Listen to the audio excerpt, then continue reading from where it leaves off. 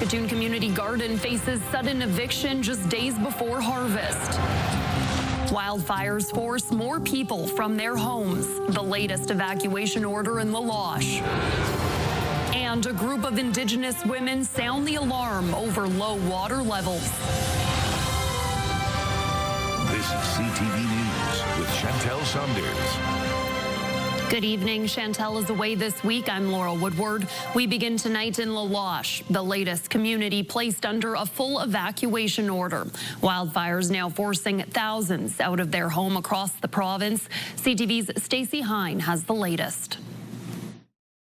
This is the Park Fire, burning through more than 63,000 hectares, nearly 3 times the size of Saskatoon. It's forced a full evacuation of the village of Loche, home to about 2,500 people. The local Friendship Centre posting on social media over the long weekend, saying it shared food and refreshments before 3 buses took people about 850 kilometres south to Regina. The Saskatchewan Public Safety Agency says sending people to the Queen City will help keep families together. Choices may be divide them in between 6 or 7 small communities and split them all up and have families broken up, or to put them in a central location. In this situation, Prince Albert and Saskatoon were already full of evacuees from previous evacuations. Several volunteer fire departments stepped in to help with firefighting efforts. Meanwhile, CRCC Wildfire Saskatchewan sent up 3 wildland fire trucks. The company's CEO says he's thankful for the community support throughout the wildfire season. But it's been open arms. We've had people take our laundry and do our laundry for us. I mean, it's just really been an all hands on deck situation this year. Hartle says his crews have since returned home, and he believes the Loche is not under immediate threat from the fire. In a social media post, the northern village of Loche says despite the progress made on the fire, it's been advised to wait until the western side of the fire is contained before considering calling off the mandatory evacuation. As of Wednesday afternoon, there are 82 active wildfires burning in Saskatchewan. 16 are not contained. Stacey Hine, CTV News, Saskatoon.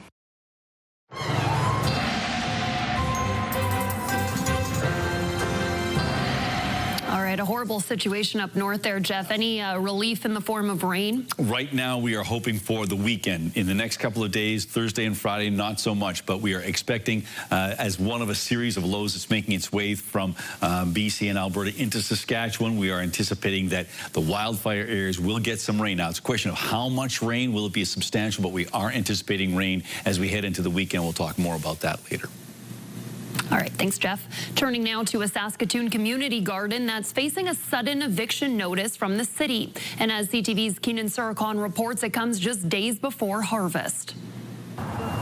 The city is evicting this community garden on a long-standing vacant lot on 19th Street, with harvest quickly approaching. This evolved very, very quickly, and the timelines from the contractors also evolved very quickly. The Rotary Community Garden Collective received an eviction letter on July 23rd and was shocked to learn after years of efforts, this one-time home of Imperial Oil will be remediated for redevelopment. All material must be gone by August 21st. It seems almost absurd that the city would take a community garden that is doing really well in a very difficult location and give that garden 29 days notice. The lot fell into disrepair in the 80s and has sat vacant since Imperial packed up in 1995. A new owner failed to pay taxes, and eventually the property was turned over to the city in 2001. Any chance at redevelopment has been hurt by the costly environmental assessments needed to repair the land, which found hydrocarbon and metal impacts at last check. The province denied to fund those costs earlier this year, but Imperial, which still owns a vacant lot next door, called the city about doing that work immediately. The costs we estimate are in the range of $500,000 in savings. I think council and the community are being railroaded by the administration. The hope is for the city to welcome housing or other social or homeless supports on the site. There's just no perfect way forward, unfortunately, where we sit today. But Mappin says that could take years, and she's shocked at the lack of solutions to let them harvest. Such difficulties for things that should be really simple. While the city says discussions are ongoing to help store the garden over the winter and stabilize it in 2026, it couldn't come up with any immediate answers to help find a new home this season with harvest just days away. Keenan Sorakan, CTV News, Saskatoon. A group of Indigenous women are sounding the alarm tonight over low water levels in their communities. They're holding events sharing concerns about the environmental impacts of the Diefenbaker irrigation project. Hallie Mandrick has the story. A group of Indigenous women from Cumberland House and Star Blanket Cree Nation are hosting a series of events calling attention to the concerningly low water levels in their communities. It's going really fast. I can see in the next decade, if we continue this way, it's going to be gone. And with the irrigation project, that's going to totally wipe us out sooner. The Indigenous Saskatchewan Women's Environmental Water Advocacy Keepers are expressing concern over the environmental impacts of the Lake Diefenbaker irrigation project. The team recently visited the E.B. Campbell and Gardner dams, and they say the surrounding communities are feeling the negative effects of limited access to the Saskatchewan River Delta. We have to do something, to before it completely dies on us. We need that water. Our environment needs that water. Our wildlife needs that water. And we as human beings, we need that water. The $4 billion irrigation project is intended to help agricultural production by utilizing water from southern Saskatchewan's largest body of water to irrigate specific areas of land. Through a statement, the Saskatchewan Water Security Agency told CTV News, quote, Gardner Dam and Lake Diefenbaker were built for 1 million acres of modern irrigation. Currently, there are 166,000 acres of irrigation developed in the reservoir. This means there is a significant opportunity for development while still balancing the needs of other water users in the system. The WSA also noted that they are still collecting feedback from rights holders and stakeholders over the next several months. It's really important because we're losing a lot of our traditional ways of life. We see it with the fires, we're seeing it with the loss of our water, that it's not just us that's being affected, it's not just the humans, it's the animals, it's all of our ways of life.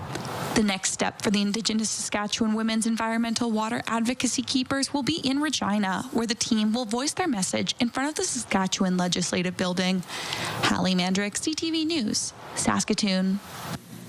On the northwest corner of the University of Saskatchewan sits a quiet patch of land. And as CTV's Carla Shinkrook reports, it's feeding those in need, leaving a lasting impact beyond the classroom.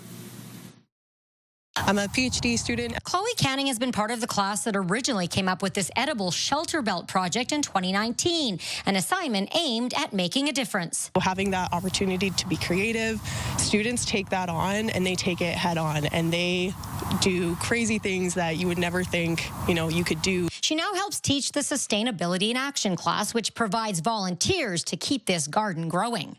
It's a labor of love for students in the class who faced issues keeping it going, like the elements and COVID shutting down school. But 6 years later, it's thriving. They picked specific plants like the hascaps that will be ready to go, later in the May, the first berries out, and then the gooseberries, and then the Saskatoons or the cranberries. They picked the plants that they needed to kind of go week by week. There'd be something new to eat. It has also turned into a source of nutrition for those who are vulnerable, needing food. They'll sit on the park bench. It's a place for them to sit and enjoy the views and then get a handful of berries that are nutritious for them when sometimes they're just hungry. This student, who is now helping instruct in the department, sees a real desire by students to make a difference. It's not just for a grade, it's for actually being able to do something and leave your mark and say, no, I tried to make a positive change in my community. So another way this project has grown beyond the plants is involving young kids to create this seating space. And so they did a little Easter camp with some kids in partnership with the Wonder Hub, and then at the end, this is what they created. Students she now instructs in the class also started a project installing a bat house. Student group that wanted to, provide habitat for pollinators. While some of the plants have died over the years, thanks to great volunteers and partnership with the city and Meewasin, the project has managed to stay out of the weeds. Our glass is half full. We're going to keep going. Our bushes will keep growing. Carla Shinkaruk, CTV News, Saskatoon. The Saskatchewan Trucking Association has an idea it says could drive down grocery prices. The group is calling on government to remove a tax on refrigerated trucks and trailers. Jacob Carr has that story. The Saskatchewan Truckers Association wants a special exemption from the road tax. Truckers are currently paying the tax on refrigerated trucks and trailers, but argue it's unnecessary, in part because the units often don't use highways. And we also found, I told them it doesn't seem fair that you have industries like agriculture, construction, forestry that have off-highway equipment that are able to use this dyed diesel and save the road tax. The government of Saskatchewan said in a statement that the marked diesel fuel program is in place to help reduce the cost of fuel for industries who do not use provincial highways, going on to say that adding refrigeration units to the program would save about $1 million annually, and once spread out to the entire industry would have a minimal effect on food inflation. Despite the government's reassurances, some Saskatchewan residents say they are feeling an increase in grocery prices. Fruit is, and coffee products, and chocolate has gone crazy, and we love chocolate. It's gone really high. Just everything in general has pretty much gone up, so you really have to wait for the sales. While the road tax plays a part in grocery inflation in the province, some food experts say there are other key factors at play. What may affect food prices are trade policies, really. Tariffs, and most importantly, counter tariffs. If you notice that the price of coffee has gone way up, that's due to counter tariffs in Ottawa. With the current road tax, the Trucking Association says each unit on a truck costs an extra $24,000 to fuel each year, with the tax coming in at 12 cents per litre. I grew up on a farm, and I remember it being, my parents would have purchased it for combines and tractors and whatnot, that kind of thing. But yes, it doesn't seem like a lot, 12 cents a litre, but the consumption of diesel fuel for industry is quite large. The STA says they have been in discussions with the provincial finance minister, but haven't had any of their questions or concerns on the topic alleviated at this point. Jacob Carr, CTV News, Regina. The Saskatchewan NDP is raising red flags about an American company buying Saskatchewan agriculture assets in the middle of a trade war.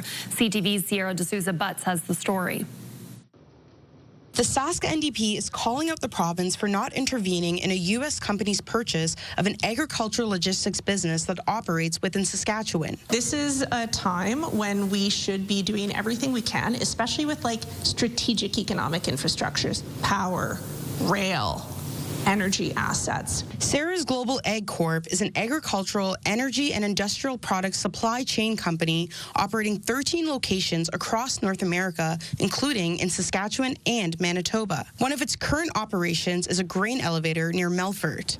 Now, the company is being bought out by Barlett, an American agricultural corporation. We should be ensuring Canadian ownership, if not Saskatchewan ownership, not continually allowing big multinational corporations or American corporations to come in and scoop up Saskatchewan assets. After the deal closed in July, Barlett said in a press release that acquiring Sarah's will expand its operational footprint and grain merchandising capabilities, adding approximately 45 million bushels of total grain and oilseed storage capacity. CTV News reached out to the provincial government for a response, but did not hear back in time for broadcast. Sarah's at one point was going to build a $350 million canola crush plant in southeastern Saskatchewan, but the project was canceled in 2022 due to inflationary pressures.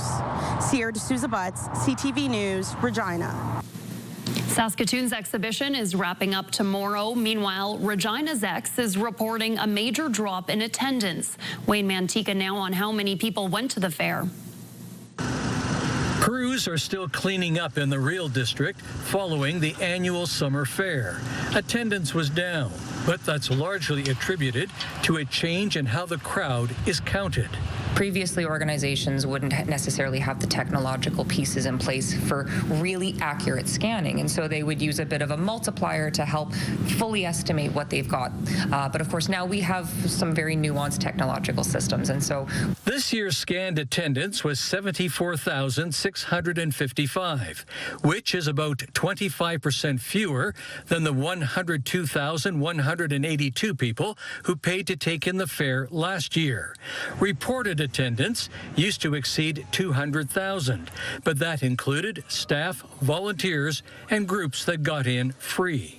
A lot of those community programs that would bring in a lot of complimentary attendees are on pause this year. So our Kidway morning, our newcomer day, the free pancake breakfast with attendance, all of those things got put on pause this year. Generally, fairgoer satisfaction was high.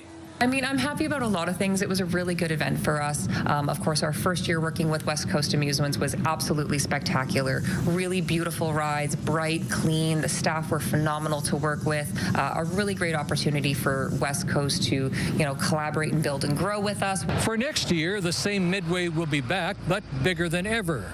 Regina marked entry into the major fare market for West Coast Amusements, so the company plans to purchase more major rides to allow for further growth.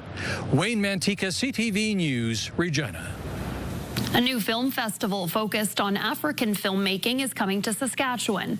The first African International Film Festival Saskatchewan is set to be held next month at the U of R campus with the theme of African stories as universal narratives. Organizers feel it's important to showcase these kinds of stories to audiences in Saskatchewan. We would always want to let people know about not just our culture, but also our art and the episteme of our everyday. So I feel like bringing that festival to Saskatchewan is a great opportunity for us to be able to tell our stories and also to share the cultural exchanges, with the Saskatchewan community. 20 films will be screened over the 4-day festival from September 10th to 15th. Still to come on CTV News, the Prime Minister plans Canada's next move in the trade war with the United States. And Air Canada flight attendants agree to strike.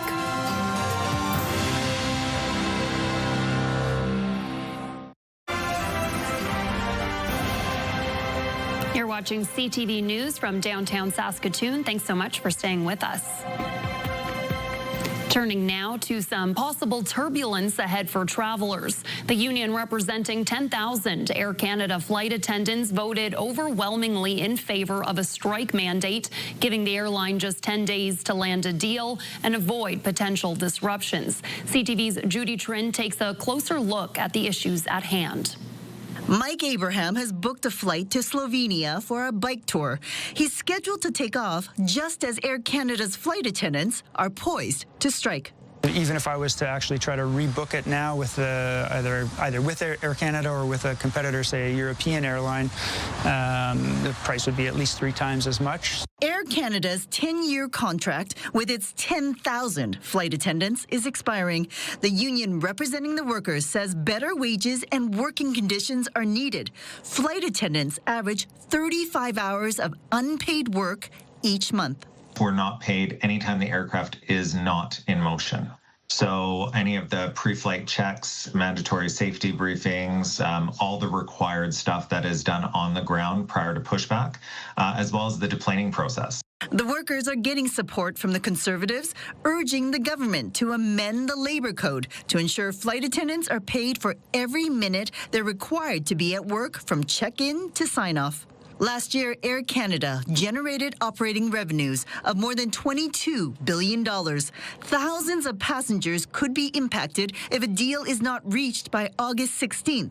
This will be a test for the Carney government to see whether they have the intestinal fortitude to let labor relations work its way through this process. Even though Abraham has been planning his trip for months, he doesn't support government intervention, but does support fair wages for workers.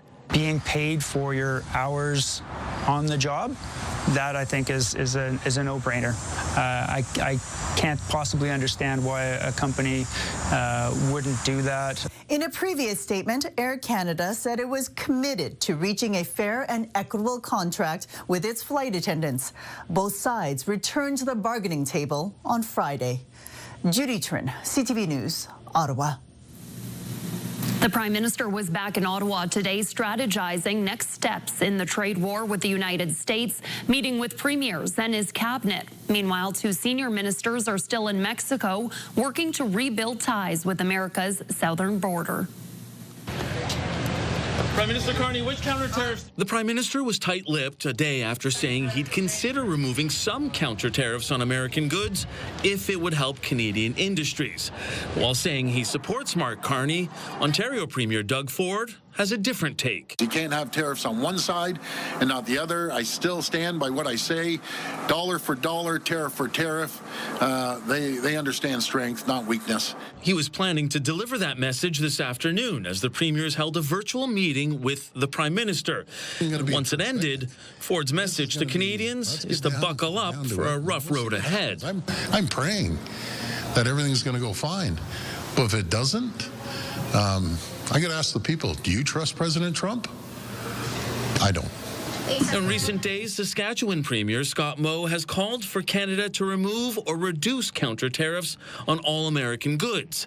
Some feel like the countrywide resolve is being tested. As this has dragged on with no obvious resolution in sight, some of that determination is flagging a bit. In an interview with CTV News on Tuesday, the U.S. ambassador to Canada cautioned that trade talks could be slow over the next weeks as U.S. President Donald Trump focuses on a deal with China. And that's why some trade experts believe Canada should refrain from retaliating. I do think we have to hold something like a retaliation as a threat in case Trump does decide to hit us with something else. And one example of that unpredictability, President Trump announced an additional 25% tariffs on goods from India because that country is importing Russian oil. India's tariff rate could rise to 50%. Mike Lecoulteur, CTV News, Ottawa.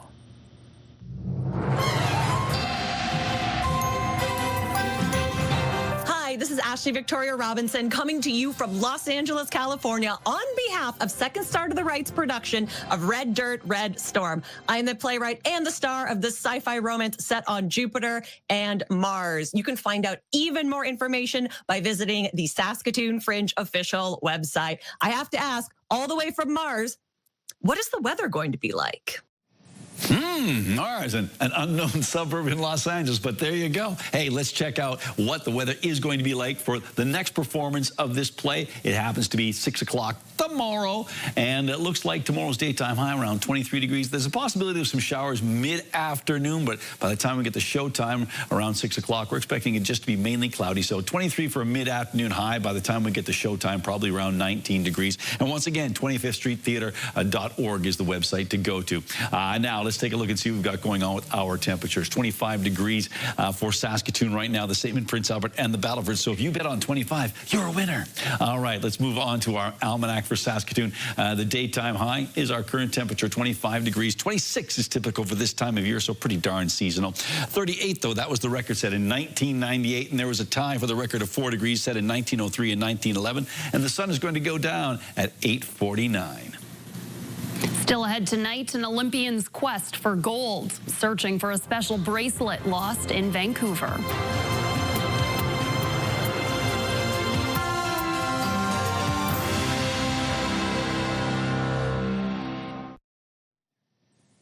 All right, welcome back with a nice blue sky. There's a little bit of thin cloud out there, but generally speaking, a pretty warm day and relatively pleasant day. So if you're outside, maybe at the exhibition or the Fringe Festival, the weather was on your side today. And it looks like it's going to be that way tomorrow for the last day of the exhibition. Of course, the Fringe goes on until the weekend. We're keeping our eye on this system. This system, we're done with that one. This system over here, it's one of a series of systems that's going to slide through Saskatchewan and bringing with it some rain, and we're hoping for the weekend that the rain gets up into the fire area. So we'll talk about that a little later on. Let's just recap our numbers now. 25 degrees in Saskatoon, Prince Albert, and the Battlefords. And as you can see, not particularly windy, a little, and I mean a little breezier in the Battlefords than it is in Prince Albert and Saskatoon. Estevan, the hot spot at 30 degrees. Stony Rapids, the cold spot at 6. Around the province we go. We've got ourselves 25 degrees in Lloydminster, 27 in Swift Current, Moose Jaw and Regina, 28 in Estevan, 23 in Yorkton. Making our way into central parts of the province for a closer look.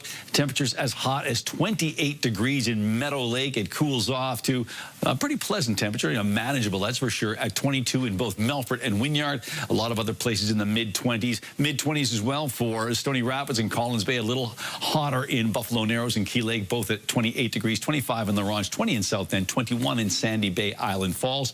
And down south, on this part of our map, temperatures ranging from 23 degrees in Melville and East End up to 28 in Carlisle. A lot of places hanging around that 25-degree mark. Now, on to our forecast, first of all, with our futurecast. As you can see, anticipating that some of that active weather is going to be moving into Saskatchewan ever so slowly. And it looks as though it's not going to be particularly windy. Those pressure lines staying fairly far apart. Keeping in mind that we do have some air quality alerts that includes the city of Prince Albert, and we are keeping our eye on all of that as we make our way into the next 24 hours and beyond. Mix of sky conditions tomorrow for northern Saskatchewan. Temperatures for the most part around 25 or 26 degrees for west central Saskatchewan rather. A chance of showers in Meadow Lake and Spiritwood. Temperatures of around 22 in those locations. 24 for Kindersley and Rosetown on Thursday. Mainly cloudy skies in Maple Creek tomorrow. 26 degrees, 25 in Leader. Outlook, a chance of showers and a risk of a thunderstorm. 23 in Swift Current, 24 degrees and cloudy skies. For Yorkton, we're looking at mainly cloudy skies, 25 degrees. Temperatures hanging around 23 or 24 for Regina, Moose Jaw, and Estevan. Those three locations anticipating some showers. Estevan comes with a risk of a thunderstorm and a chance of showers in Watrous on Thursday. Temperature of 23 degrees, slightly warmer in Melfort, slightly cooler in Humboldt, and 27 in Hudson Bay. For the Battlefords, dropping down to 13 tonight with a slight chance of showers, a better chance of showers and a risk of a thunderstorm tomorrow with a high of 23, 19 on Friday with cloudy skies, and an even chance of some showers on Saturday. For Prince Albert, an overnight temperature of 12 degrees with a slight chance of showers. The wind's backing off, cloudy skies, 23 degrees. And then we've got ourselves a chance of showers on Friday with a risk of a thunderstorm. Still a chance on Saturday, less of a chance on Sunday, but it's still there. And Saskatoon's overnight temperature, well, 15 degrees under mainly clear skies. And then tomorrow, cloudy conditions anticipated, 23 degrees. We thought there might be some showers, but that looks like that has gone away. A chance of showers on Friday with a 40% chance of showers, a risk of a thunderstorm, and a much better chance of some precipitation on Saturday.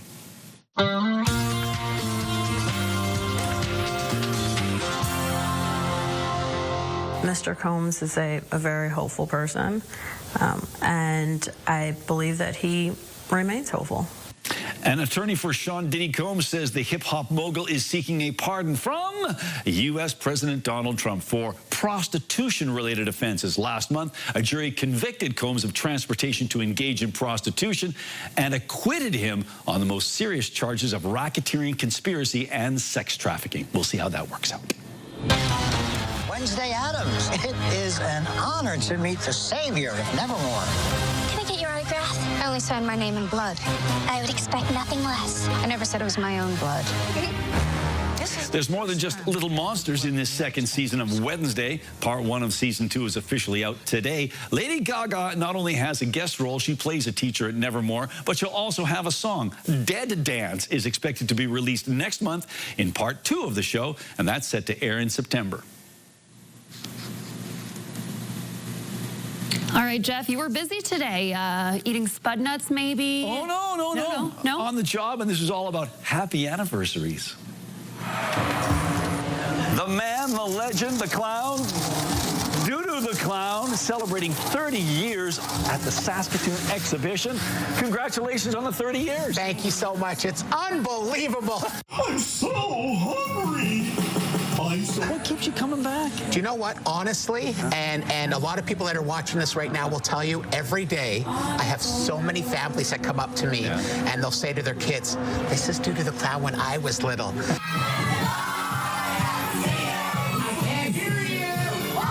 know, it's pretty cool. I had 2 dads yesterday. This is the awesome story. 2 dads just covered in tattoos, tough-looking dads. Yeah. And they come up, can we have a photo, Doo-Doo the Clown? We're big fans of you and Adam Sandler's Billy Madison. And I'm like, to me, it makes me feel like a rock star. And it made my day. So. Well, you brought it up, so I'll bring it up.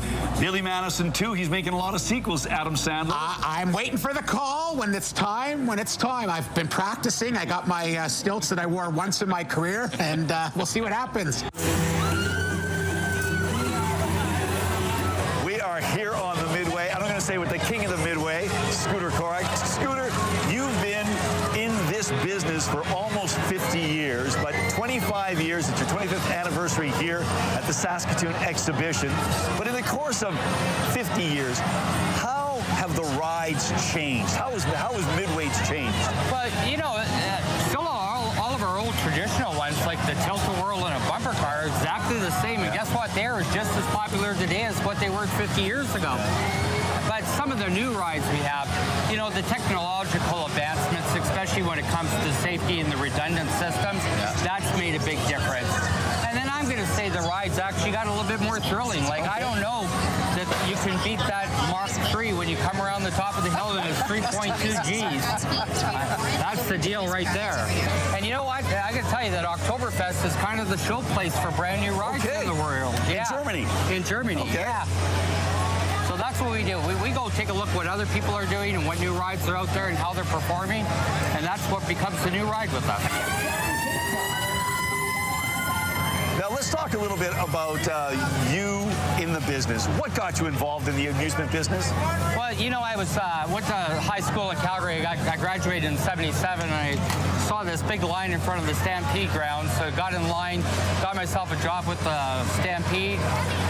And the next day I come to work, I'm actually working for the carnival. Okay. And then guess what? One thing led to another, and here I am talking to you today. Well, we're happy you are. Do you have some favorite rides, you know, over the years, some that have either thrilled the guests or thrilled you? Well, you know, I guess there's some amazing classics out there. But my favorite ride that we still have today is the Wave Stormer. We bought that in 1979. It's this amazing German manufacturing. Have you ever seen anyone throw up on a ride? Every day. All right, Every day. That's amazing. Well, not so amazing, maybe. Every day. Some amazing shots in that story, Jeff, of the rides, and I imagine you have some photos to show us, too. We do. These may not be exhibition related, but we're glad that people submitted them. This one we got from Paul and Joanne, and this is Jack the Cat and his friend Jim. They're getting along just famously. And this one from Glenn. This is from Clark Lake here in our province, and this is actually, I believe Monica took this picture, but Glenn submitted it, so that's a great shot of the boat on the lake and a bit of a smoky sky. And finally from Bill, it's the dog days of summer, and this is Tia sunning her belly. Oh yeah, there's good relaxation. So thank you all for sending in those photographs. And if you'd like to send us an image, you can do so by sending it to cfqcnews@ctv.ca. Still to come on CTV News, we take you back to a Labor Day classic attendance record. And up next, a jewel detective teams up with an Olympian to find a precious keepsake.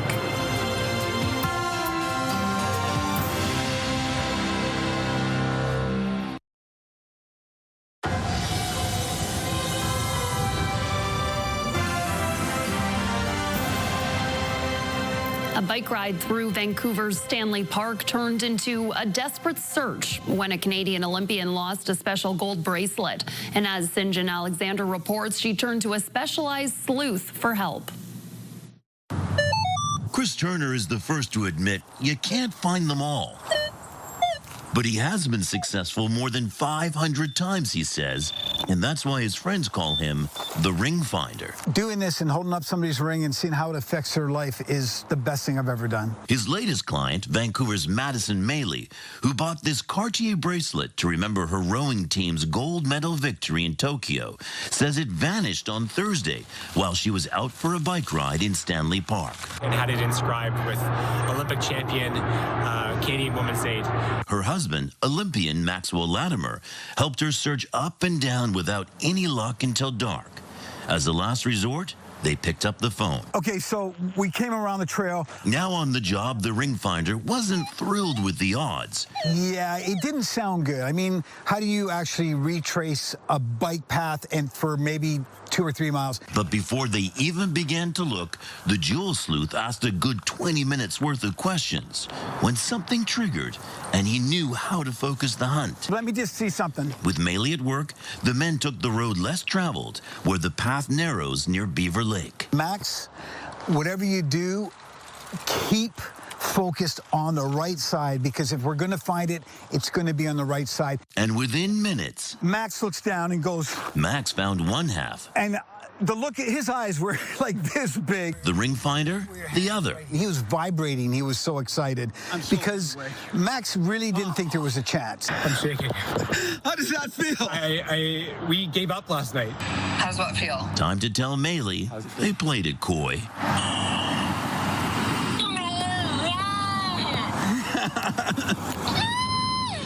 I felt like I won the gold medal. I can't believe it. By the way, the bracelet wasn't broken. It just needs a couple of screws and is as good as new and back where it belongs. St. John Alexander, CTV News, Vancouver. When we come back, a throwback to a record-breaking Labor Day classic and a special moment at the Saskatoon X.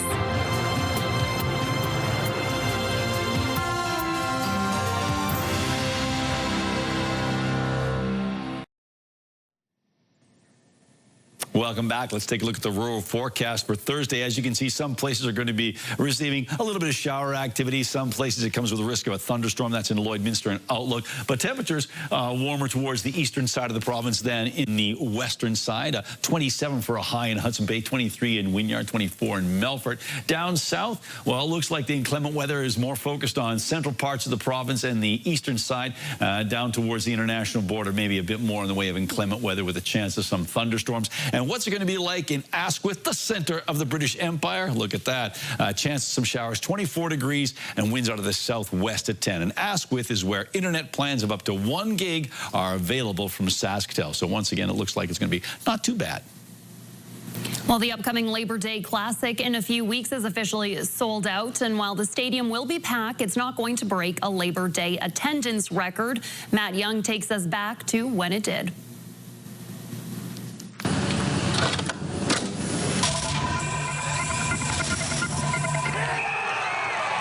The Riders have played in front of some big crowds on Labor Day, but none have been bigger than in 2013, when 44,910 packed Taylor Field to watch the Green Machine take on the Winnipeg Blue Bombers. Saskatchewan was hosting the Grey Cup that year, so that's why they had some extra seats set up for fans. On that day, quarterback Darian Durant, along with running back Corey Sheets, lit it up as Durant passed for over 300 yards and Sheets carried the rock for 91 yards and 2 touchdowns. Saskatchewan went on to win that game 48-25. It was celebration in Riderville. Of course, the only win for the Riders bigger than that one in 2013 was the Grey Cup game played in November. And if you want to check out more classic sports moments from the days of Wilco and Wood Finish televisions, you can check them out on our website.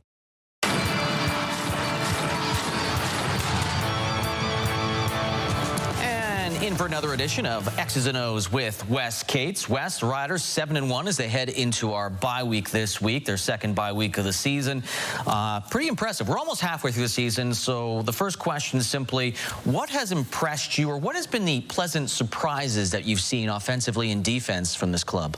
Well, first off, how nice their bye weeks are, right, Lee? They've got 4 games in a bye basically for the whole season. But I think a lot of folks, Trevor Harris coming off an injury, he's been playing lights out. I think I was kind of expecting that. He seems like the type of player that would want to battle back and be even better once he got back on the field. So I'm pleasantly surprised by that. I think the way Dante Myers has showed up for the receiving core has been a great surprise.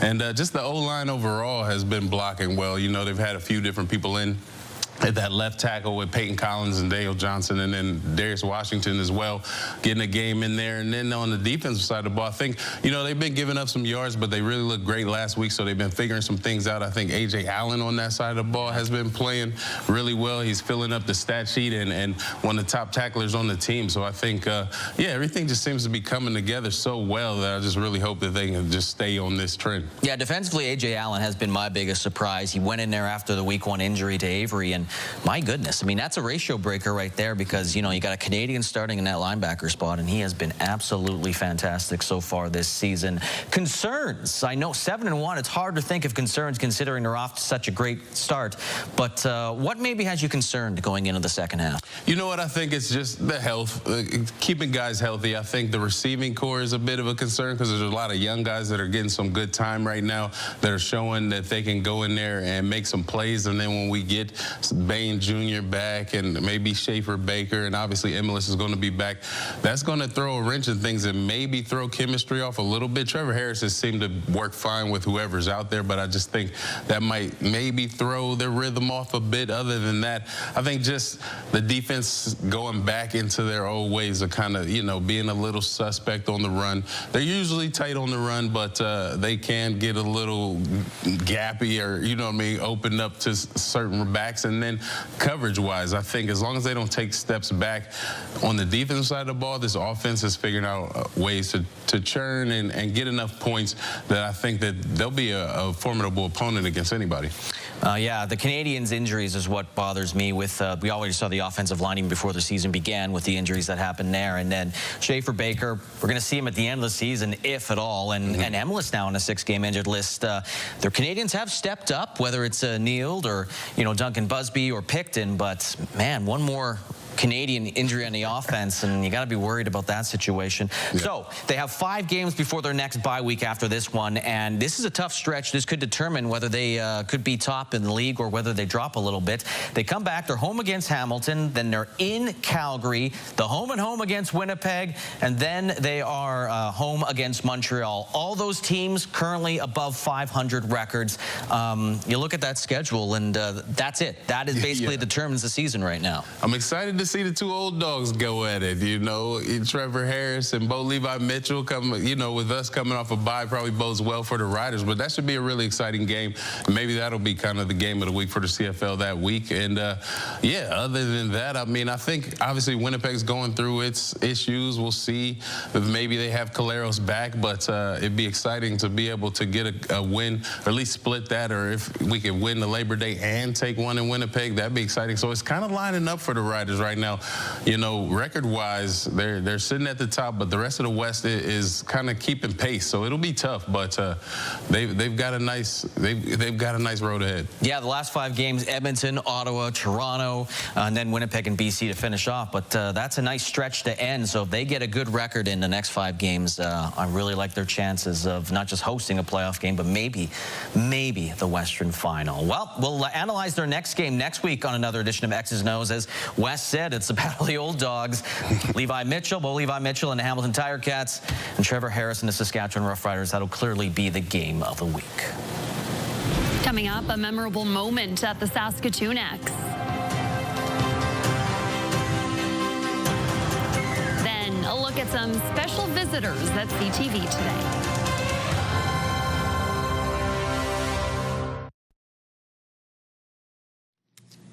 Well, it was an especially memorable concert for one couple at the Saskatoon X on Friday night. Take a look at this, Jeff.